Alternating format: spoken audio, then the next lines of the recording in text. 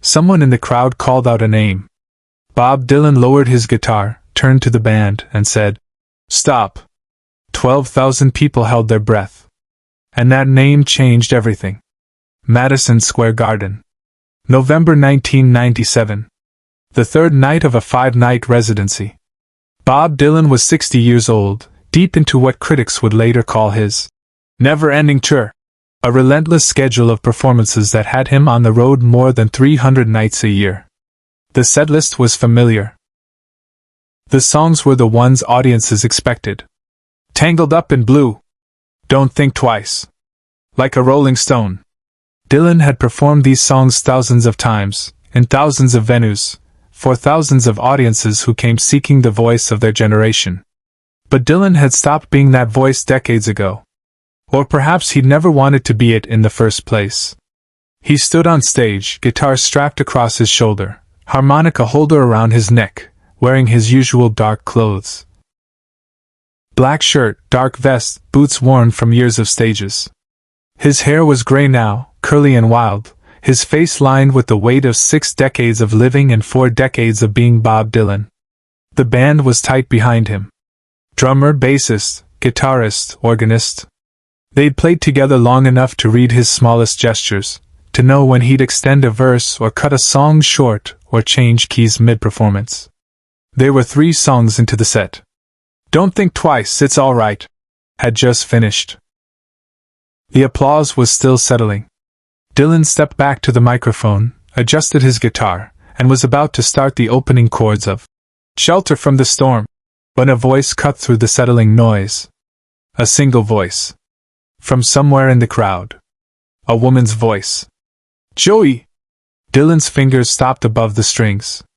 His head lifted slightly, eyes scanning the darkness beyond the stage lights. The band waited, ready to begin. The crowd quieted, sensing hesitation.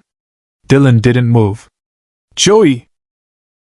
The voice called again, louder this time, desperate. "Play Joey!" Dylan's hand dropped from his guitar. He turned to the band, his back to the audience for a moment, and made a simple gesture with his hand. "Stop." The band members exchanged confused glances. They'd been about to start. The show had a rhythm, a flow. You didn't just stop. But Dylan had stopped. He turned back to the microphone. 12,000 people in Madison Square Garden sat in absolute silence, waiting for explanation. Dylan didn't give one. He never did. Instead, he looked out into the darkness where the voice had come from and nodded once. A small, almost imperceptible movement. Then he stepped back from the microphone and spoke quietly to his guitarist. "We're changing the set. Get ready for Joey." The guitarist's eyebrows raised. "Joey? Bob, we haven't rehearsed that in." "I know," Dylan said. His voice was quiet but final. "We're playing it anyway." Dylan didn't explain himself. He never did. To understand why that single name stopped everything, you need to understand what Joey meant. And more importantly, you need to understand what it had cost Dylan to write it. 1975. Desire, album sessions.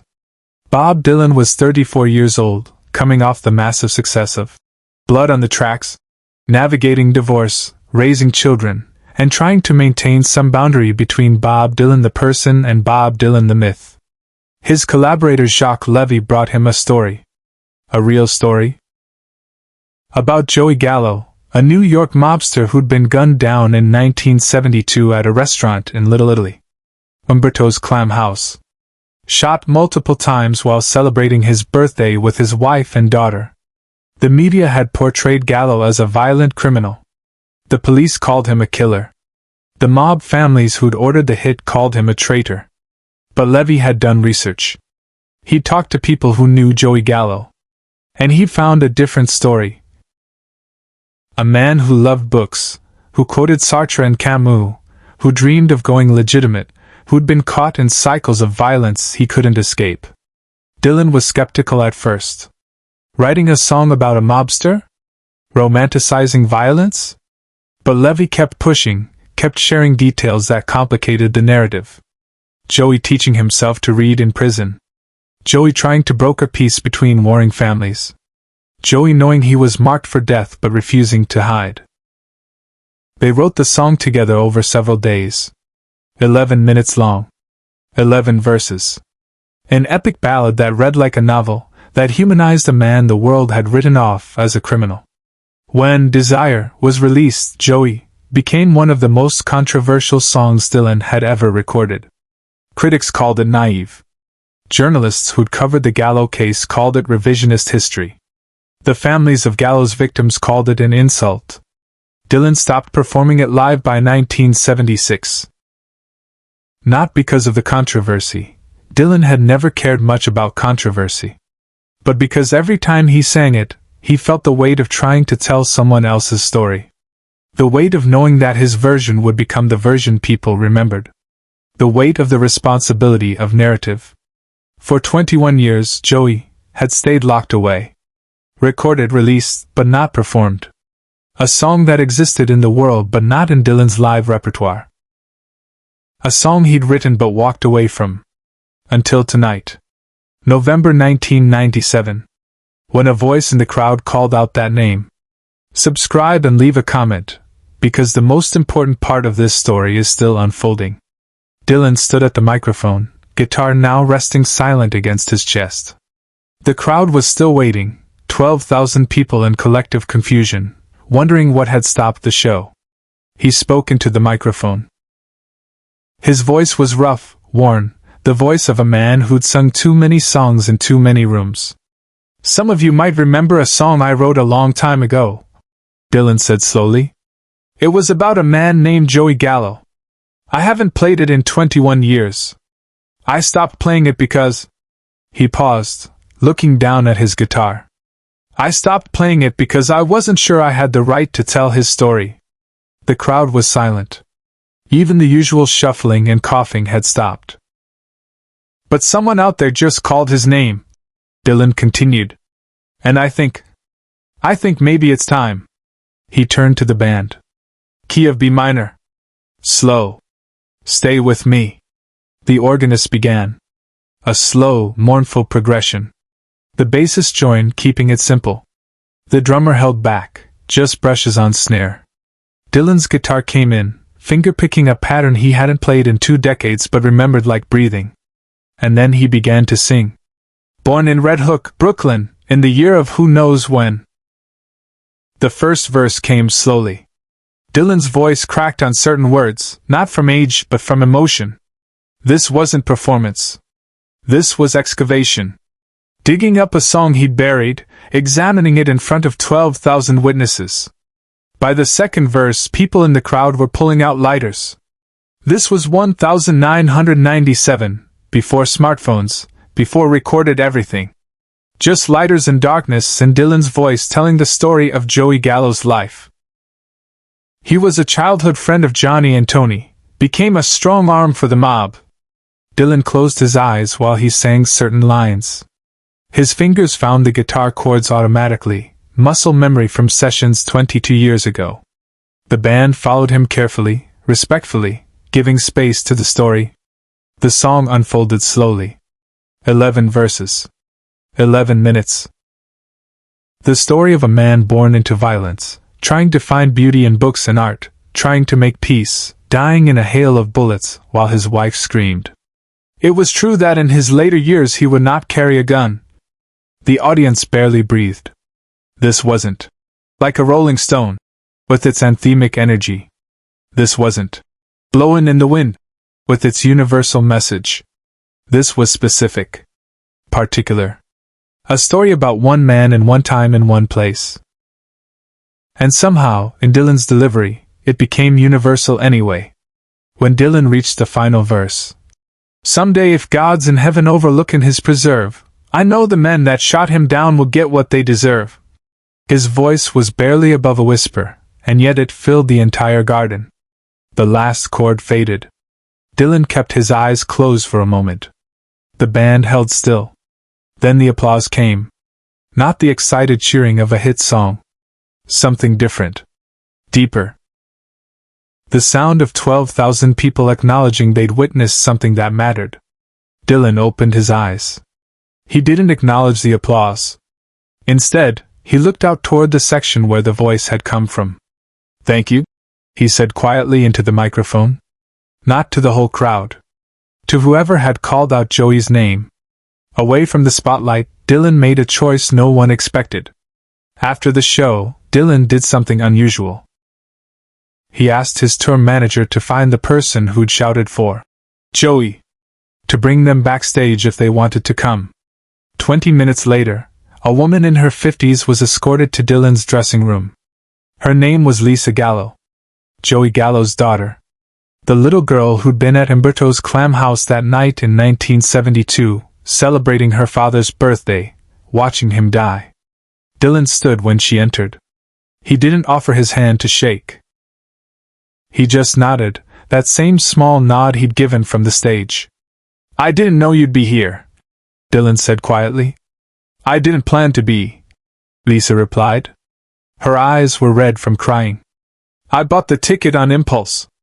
I haven't listened to your music in 20 years. Not since my mother died. She used to play Joey over and over after he was killed. She said it was the only version of his story that made him human instead of a headline." Dylan sat down heavily in the chair beside his guitar case. "I stopped playing it because I was afraid I got it wrong. Afraid I romanticized something I shouldn't have. Afraid I didn't have the right to speak for him." Lisa sat across from him. "You got some things wrong," she said simply. "My father wasn't a saint. He did terrible things. Things I didn't understand as a child and struggled to forgive as an adult. But you got the important part right." "What part?" "That he was human. That he tried. That he wanted something better than what he had. That's all I wanted people to know. Not that he was good or bad, but that he was real." They sat in silence for a long moment. The sound of the venue emptying filtered through the walls. 12,000 people going home, carrying the memory of a song most of them had never heard before. "Why did you call out for it tonight?" Dylan asked. Lisa smiled sadly. Today would have been his 75th birthday. "I didn't come here planning to say anything. But when you were about to start another song I needed to hear his name said out loud. By someone who remembered. By someone who thought his story mattered." Dylan reached into his guitar case and pulled out a harmonica. He turned it over in his hands, examining it like it held answers. "Every time I write a song about a real person, I carry the weight of knowing I'm choosing what parts of their story survive," he said quietly. "I stopped playing Joey because I couldn't carry that weight anymore. But maybe," he looked at Lisa, "maybe the weight isn't mine to carry alone. Maybe it belongs to the people who remember. Like you?" Lisa nodded. "Will you play it again? On other nights?" Dylan was quiet for a long moment. Then, "I don't know. But I played it tonight. And that matters." What followed stayed with everyone who witnessed it, long after the sound faded.